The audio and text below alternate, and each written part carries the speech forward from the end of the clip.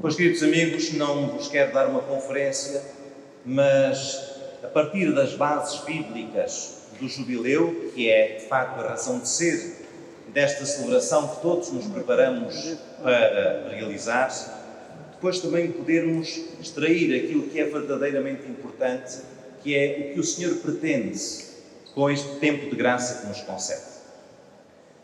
O jubileu que celebramos cada 25 anos é um acontecimento que tem a sua origem naturalmente na Bíblia, mais concretamente no livro do Levítico, no capítulo 25, onde o Senhor ordena que em cada 50 anos se proclame um jubileu ou ano santo. A palavra portuguesa jubileu provém do latim jubilare, que significa sentir uma grande alegria. Dar gritos de júbilo. E a partir de São Jerónimo, a palavra aparece como tradução de uma palavra hebraica que é Yobel, termo referido ao chifre com que se tocava para anunciar o início das celebrações desse ano santo.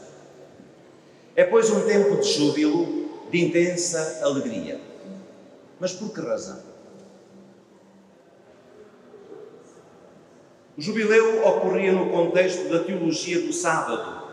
Sábado, a nossa palavra sábado, vem diretamente do hebraico Shabbat, que significa descanso. E este dia foi instituído por Deus como o dia em que cessa toda e qualquer atividade laboral, não só para que o homem possa restabelecer as suas forças, recordando-lhe que o trabalho está ao serviço da dignidade humana e nunca pode ser um fator de desumanização, mas como sobretudo para sublinhar a sua umbilical dependência de Deus, que descansou ao sábado, santificando, como nos diz o livro do Êxodo, no capítulo 20. E desta forma, também fortalecer, solidificar a relação pessoal e comunitária de cada ser humano com o Senhor. Por isso, na Bíblia, o sábado não é opcional. O Shabat, o descanso, é obrigatório, inclusivamente para os escravos e para os animais. Em cada 7 anos, esta dimensão semanal era alargada também à terra. Depois de 6 anos de cultivo, o 7º era de coisio, de descanso. Para além das razões agrícolas, a terra precisa de repousar para poder produzir. Há sobretudo uma razão teológica. O facto de não poder cultivar a terra lembra ao israelita que ela não lhe pertence. Foi-lhe confiada por Deus. Mais tarde, as leis do ano sabático foram ampliadas, nomeadamente no que diz respeito à libertação dos escravos e ao perdão das dívidas. Mas já lá vamos.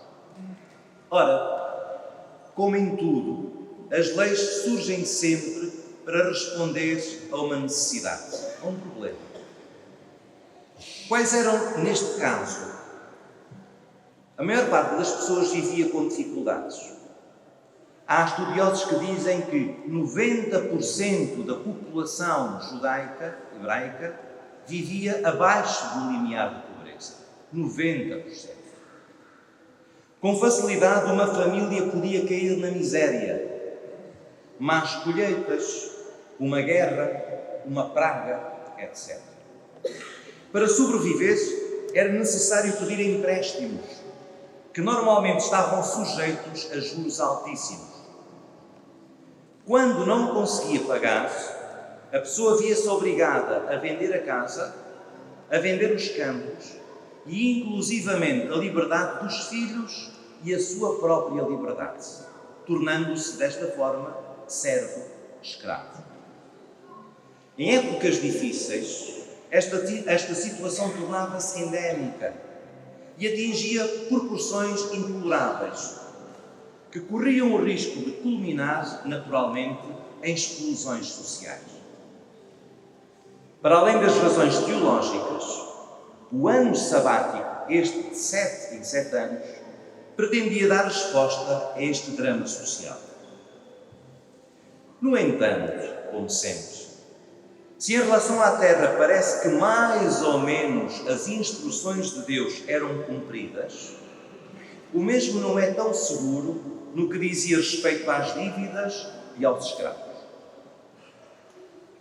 Talvez por isso, depois da dramática experiência do exílio da Babilónia, onde o povo teve desterrado durante mais ou menos 50 anos, é instituído no regresso o ano jubilar, ou ano santo, que está intimamente relacionado com o ano sabático, e foi por isso que por aqui comecei. Trata-se do ano que se segue a um ciclo de 7 anos sabáticos. Segundo a minha tabuada, 7 vezes 7, a vossa não é igual? 7 vezes 7, ainda sabe. O ano a seguir a um ciclo de 7 anos sabáticos era então proclamado o ano da graça ou o ano jubilar. De facto, este ano alarga as características do ano sabático. As leis do jubileu, que nos aparecem, como digo, sobretudo em Levítico 25, 26 e depois também no 27, dão-nos 4 indicações precisas. No que é que consistia o ano jubilar na Bíblia para o povo de Israel? Primeiro, trata-se de um ano sabático, ou seja, a terra deve ficar em repouso sem ser cultivada. Segundo, as casas e os campos devem ser devolvidos aos seus proprietários originais.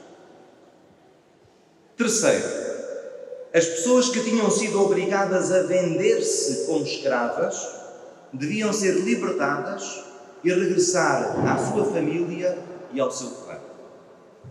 E por fim, quarto, apresentam-se ainda normas sobre empréstimos sem juros para ajudar os que não tinham capacidade de outra maneira de sobreviver e de se libertar.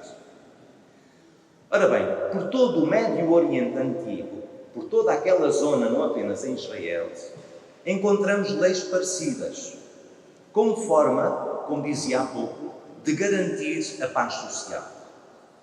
No entanto, a lei bíblica tem características próprias. Não depende da boa vontade do rei, como acontecia na Mesopotâmia. Só acontecia um ano destes quando o rei decidia. Mas é determinada em Israel pelo próprio Deus. E por outro lado, não se aplica apenas em caso de necessidade, mas em cada 50 anos, pelo que é um princípio de vida. De facto, as leis bíblicas do jubileu acentuam 3 valores fundamentais e inalienáveis, que não dependem da vontade de ninguém, nem da boa vontade, seja de quem for. Quais são? A dignidade da pessoa, o valor da família ou do clã e a importância da terra. Resumidamente, queria fazer uma referência a cada um deles para depois entrarmos no verdadeiro jubileu que Jesus nos veio trazer. A terra e todos os bens são propriedade de Deus. A gente sabe isto na teoria. Os israelitas sabiam isto na teoria. Mas na prática, viviam de tal maneira agarrados às coisas como se elas lhes pertencessem. É Deus o único proprietário, que entrega tudo isto ao homem para que o administre e não para que se apodere dele. Depois da conquista da terra, Josué dá a cada tribo ou família uma porção de terra. É um dom de Deus. De facto, as leis bíblicas não permitem uma venda efetiva dos terrenos. Quem compra fica apenas usufrutuário.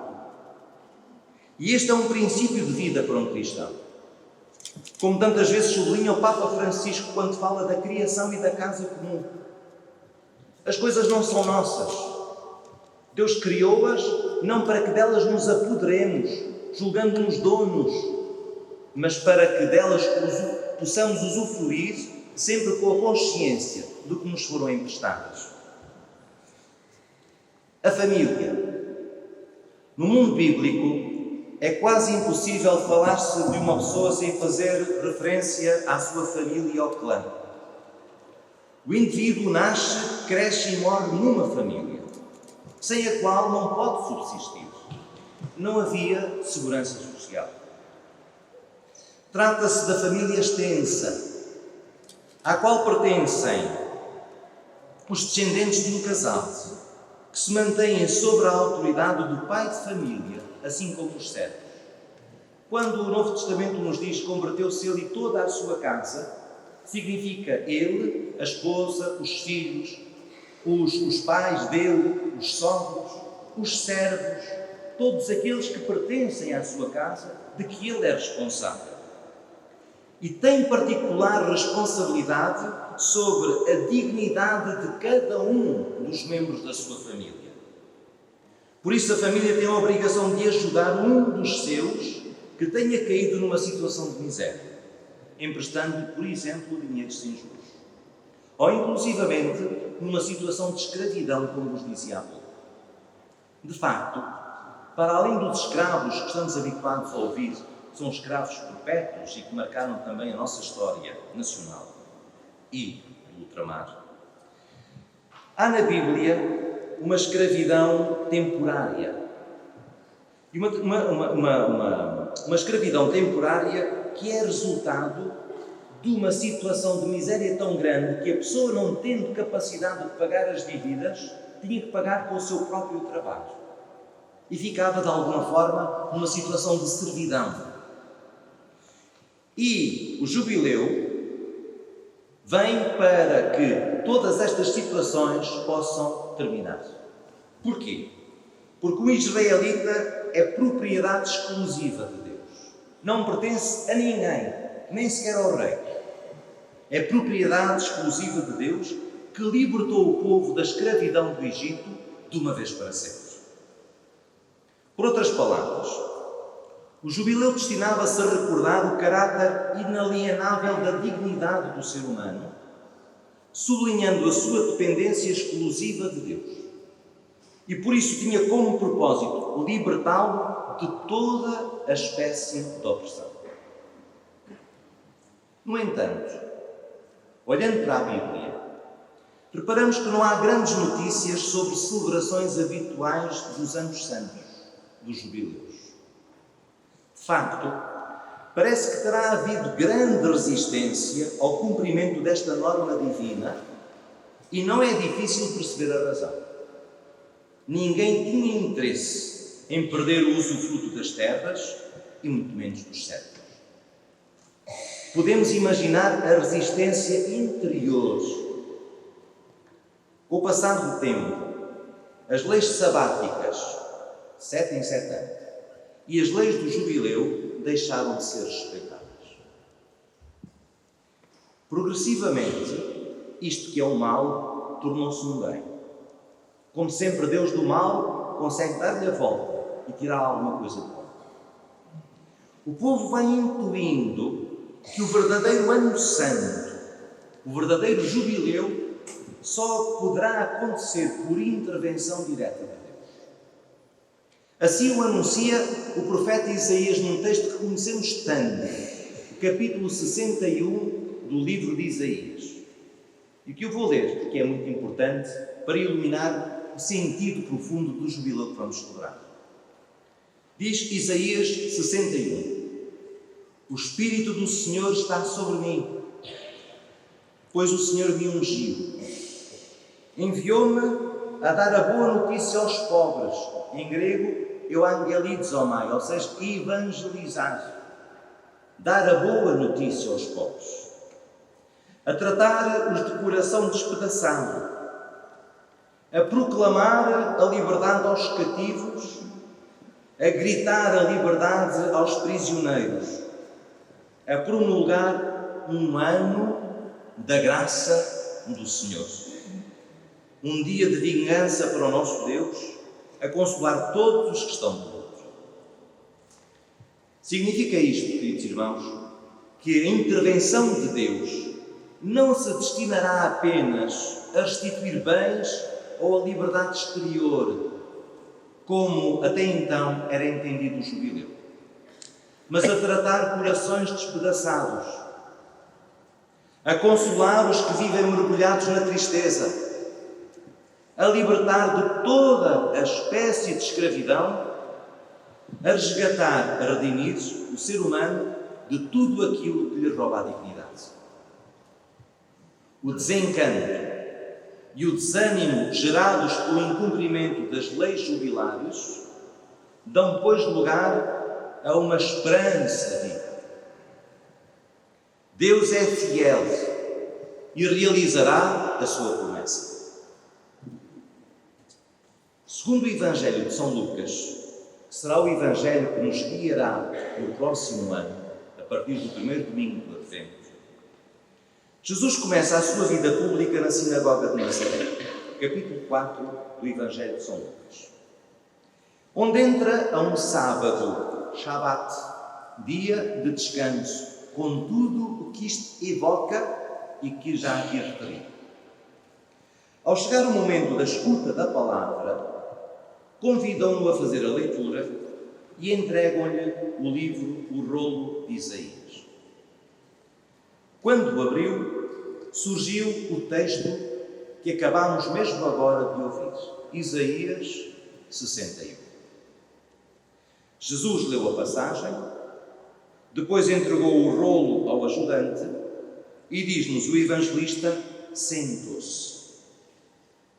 Sempre que o evangelista interrompe a narração para nos dar uma informação, ou sublinha uma atitude e, sobretudo, nos diz que Jesus se sentou, é a mesma coisa que nos estivesse a dizer: abri os canais todos, porque aquilo que o Senhor vai dizer é muito importante. E o que diz Jesus? Cumpriu-se hoje esta passagem da Escritura que acabaste de ouvir. É a homilia mais pequenina da história. Cumpriu-se hoje esta passagem da Escritura que acabaste de ouvir.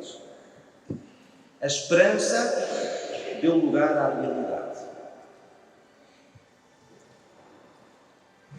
Deus cumpriu a sua promessa. Jesus é o ungido de Deus, que veio para libertar o ser humano de toda a espécie de opressão e de servidão. Na leitura feita na sinagoga de Nazaré, Jesus pula aquela frase de Isaías que diz: um dia de vingança para o nosso povo. Porque não se trata de uma intervenção para destruir, mas para resgatar e salvar o homem de tudo aquilo que o escraviza e lhe rouba a dignidade, a esperança e a alegria. Os Evangelhos não falam já do Ano Santo, referindo-o a terras, a propriedades ou dívidas. Jesus veio para a verdadeira libertação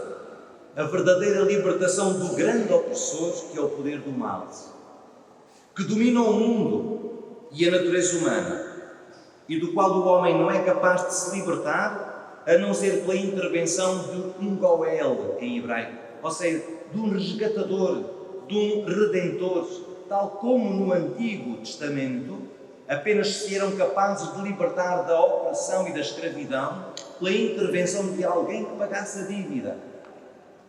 Foi Jesus que nos pagou a dívida, como diz São Paulo. São Paulo pode falar de Jesus como aquele que pagou a nossa dívida, ou seja, que nos libertou do poder do maligno e nos recuperou para a dignidade original. Por esta razão, a mensagem fundamental de Jesus é a chegada do reino de Deus. Ou seja, o que é isto do reino de Deus? Reino é uma imagem para nos referir a uma realidade onde Deus é verdadeiramente Senhor. E fala do maligno como o príncipe deste mundo. Ou seja, aquele que até agora reina sobre os corações e que oprime sem deixar o homem recuperar a dignidade, essa a verdadeira que é a original. E quando Deus transporta o homem para a soberania de Deus, sobrevém o autêntico ano santo. Porque se realiza a verdadeira libertação. Então o coração humano é visitado pelo júbilo, por essa alegria profunda e duradoura que dá sentido e consistência à vida.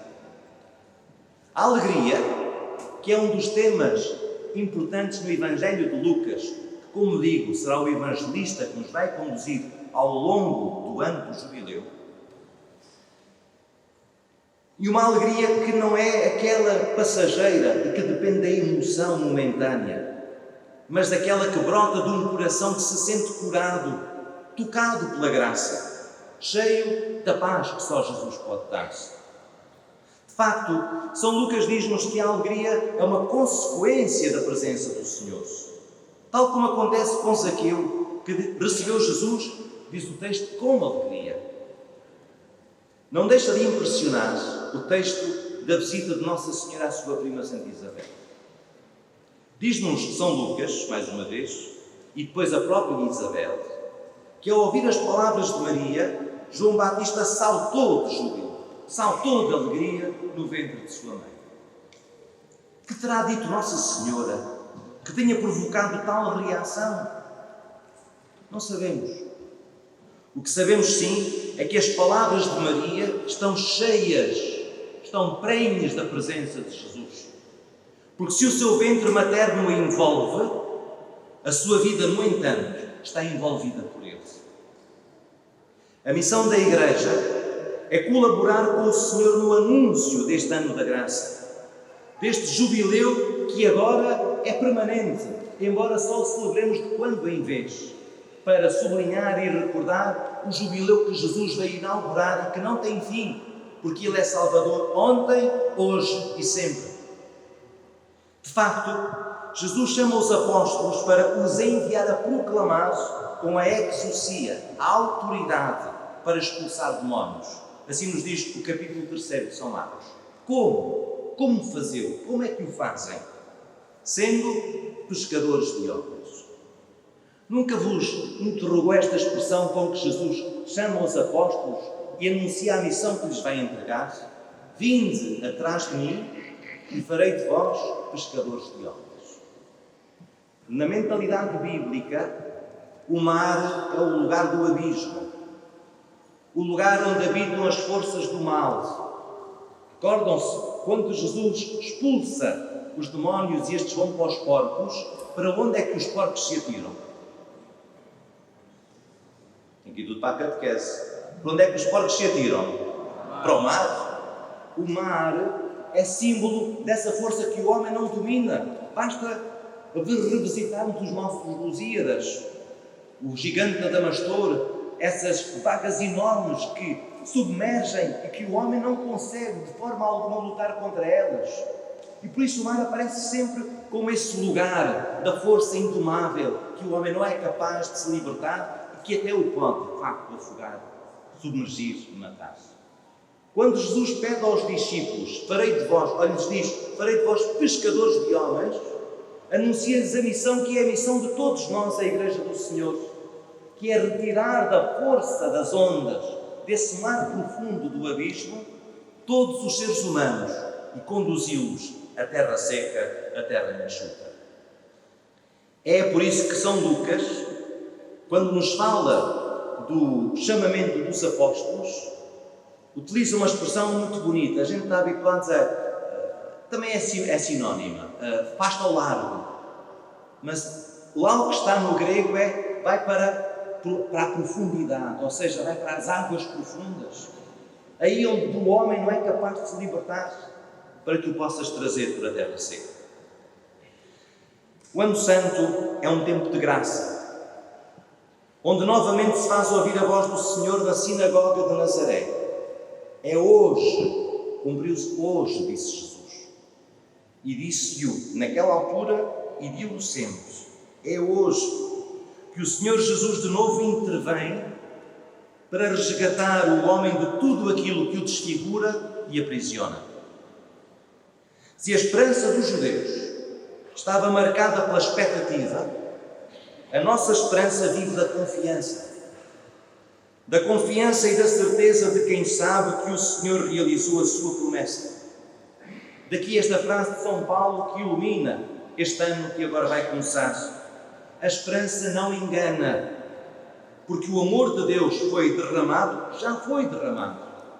Não há de ser derramado, já foi derramado nos nossos corações, pelo Espírito Santo que nos foi concedido.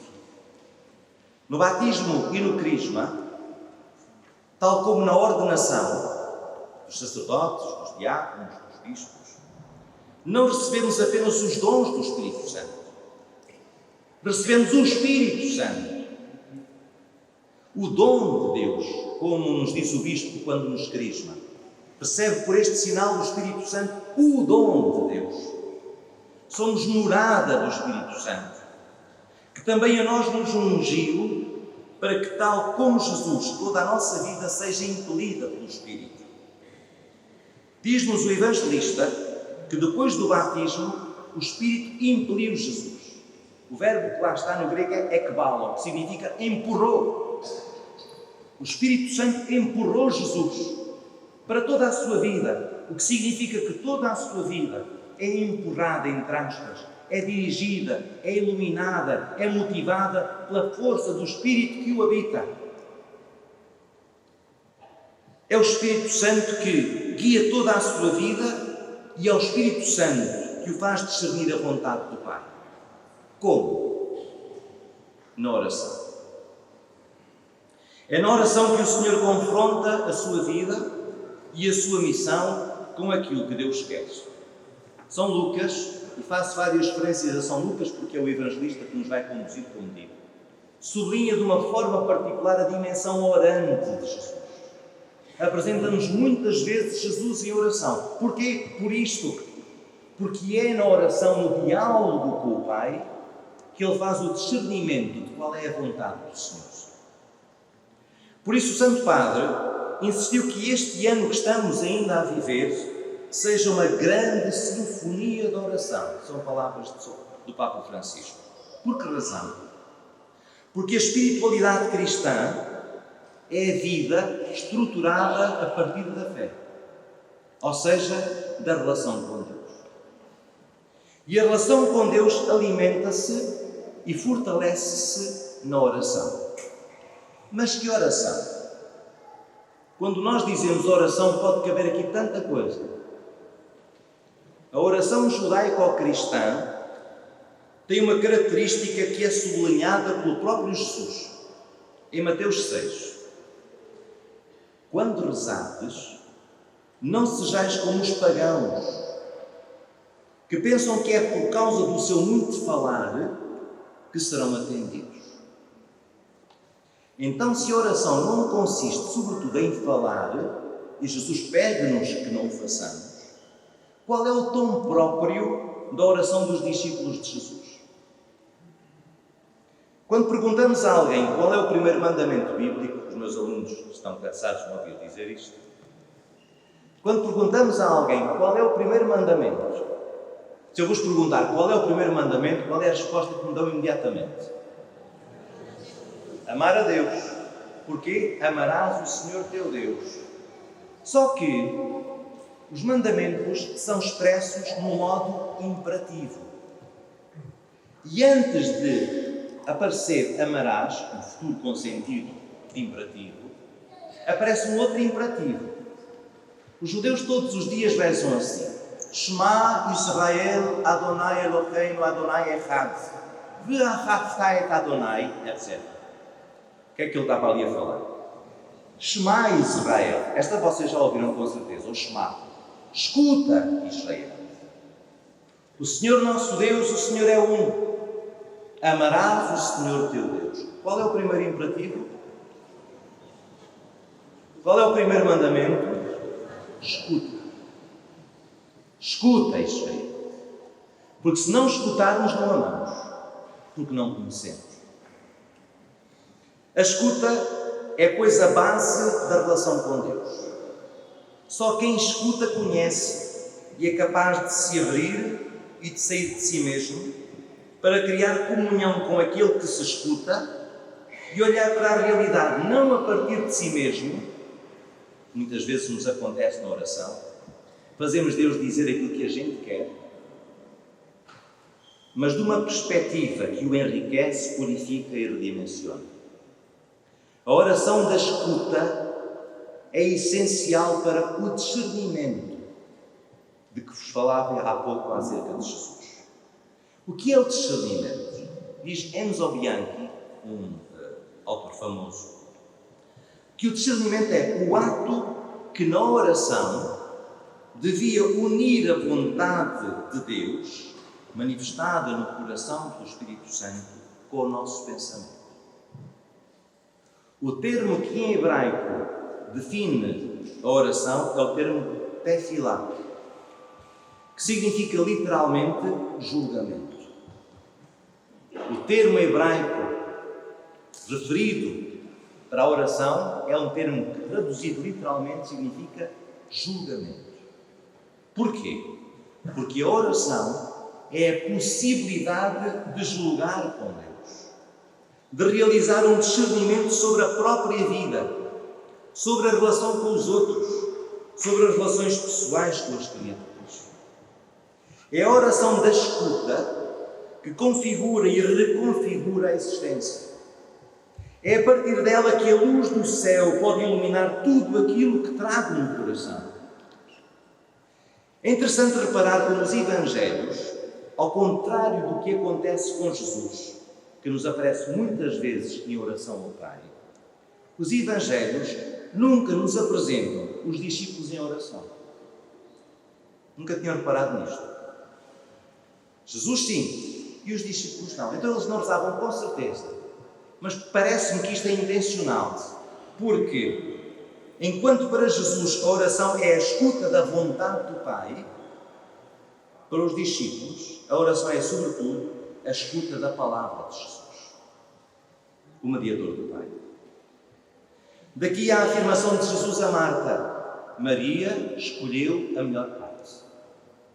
Então, a Marta não estava a fazer algo tão importante e manifestava de alguma forma o carinho e a preocupação e a amizade que tinha a Jesus. Estava, mas faltava-lhe o mais importante. E por isso encontramos a Marta, como hoje diríamos, estressada, já a discutir até com Jesus, por enquanto ainda com alguma delicadeza. Senhor, tu não te importas. Porquê? Porque não tem a capacidade de se sentar e de escutar. Preocupada com as coisas de Deus, em servir Jesus, mas não com Jesus. Sentada aos pés do Mestre, Maria escuta a sua palavra e com ela ilumina e reconfigura a vida. Por isso, a Lécio Divina, que é a escuta orante da palavra, tem uma importância insubstituível na vida de um discípulo. Trata-se, por outras palavras, de um diálogo em que Deus me fala e em que eu respondo. Não é em que eu falo e que Deus me responde, é o contrário. Em que Deus me fala e eu respondo, porque Deus ilumina aquilo que eu trago no coração. Um diálogo. Só porque é com Deus chamamos-lhe oração. É a oração que me faz perceber onde quer hoje, como dizia Jesus na sinagoga de Nazaré, que Jesus, onde quer hoje Jesus que seja tocado esse iobel, esse chifre que anuncia o ano santo, esse iobel da esperança, e seja assim levado o ano da graça do Senhor. Também hoje Jesus nos chama a sermos pescadores de homens. Também hoje Ele nos diz, como aos discípulos da primeira hora: vai para águas profundas, para as águas escuras da injustiça, da guerra, da ausência de natalidade, das prisões, dos doentes, das famílias, dos jovens, dos idosos. Também a esses é preciso hoje dizer: tens um Deus que te ama e que te quer conduzir pelos caminhos da esperança. Nunca, queridos amigos, e todos nós o sabemos, vivemos com tantas possibilidades como hoje. Naturalmente que há pobres e gente, às vezes, em grande dificuldade. Mas a maioria das pessoas vive hoje com possibilidades que no passado apenas alguns tinham. E, no entanto, nunca houve tanta depressão e necessidade de ansiolíticos como nos nossos dias. O homem tem tudo, mas nada o preenche. Vive num zapping constante de experiências e de procuras, mesmo a nível religioso. A grande miséria, a grande pobreza, como no Antigo Testamento, já não é, de facto, a miséria, apenas a miséria material. É, diz-nos o Papa Francisco, a miséria espiritual, a falta de razões de viver, a vontade de desistir. Foi para esses que Jesus veio, para os pobres, para os aprisionados de todas as escravaturas, para os que não encontram luz para os seus passos, para os perdidos e feridos nas silvas do caminho. Neste jubileu, de novo se faz ouvir a voz do Senhor nesta igreja particular de Évora. Em cada uma das suas comunidades, vai para águas profundas. Cada uma das nossas paróquias saberá que águas profundas concretas são essas, onde é preciso que a barca da igreja vá, a fim de trazer para Porto Seguro tantas vidas que se sentem naufragar. É necessário que a barca parta, e parta as vezes que fizer falta. O Senhor é claro na parábola da ovelha perdida de Lucas 15. O pastor procura a ovelha não uma, nem 10 vezes, mas diz o Senhor todas as vezes até a encontrar. Este é o limite, até a encontrar. Porque o amor nunca desiste. Um pai e uma mãe nunca desistem dos seus filhos. E a Igreja não pode desistir de ninguém, porque é instrumento de salvação, luz no mundo, dessa luz única que é o Senhor Jesus. Perante as dificuldades, as fortes vagas e as tempestades, quantas vezes desanimamos, pensando que a força do mar é invencível. O Ano Santo, este Ano Santo, é tempo de nos abrirmos à esperança. E a esperança brota de um coração confiante, próprio de quem sabe que à proa, lugar onde se encontra o leme, está Jesus. Há pouco, peço desculpa. Está Jesus, mesmo que às vezes nos pareça adormecido. Qual Iobel de Deus, também hoje, tal como outrora nas vagas do mar de Tiberíades, se faz ouvir a voz do Senhor Jesus. Porque estáis assustados? Ainda não tendes fé? Mas o jubileu, queridos amigos, tem em primeiro lugar uma dimensão pessoal. A escuta a que o Senhor me convida leva-me a perceber o texto de Isaías lido por Jesus na sinagoga de Nazaré como uma palavra que me é especialmente dirigida. É ela que ilumina as escravidões a que ainda eu estou sujeito. As cegueiras que me vedam a alma, as grades que me circundam o coração. Sem oração e oração da escuta não há conversão. E sem conversão não há jubileu. Há recantos da nossa alma onde o Senhor ainda não chegou. Histórias do nosso passado que nos causaram mágoas e feridas que ainda estão abertas e vivas. Situações que nos amarraram a alma, que nos roubaram a alegria e a esperança e que não nos deixam seguir em frente. Este ano da graça é para ti e para mim. As peregrinações que seremos convidados a fazer mais não são do que um chamamento à verdadeira peregrinação que é necessário realizar. A do caminho interioroso, que nos transporta à porta santa que verdadeiramente importa, que é o próprio Senhor, que nos diz no Evangelho de São João: eu sou a porta. Se alguém entrar através de mim, será salvo.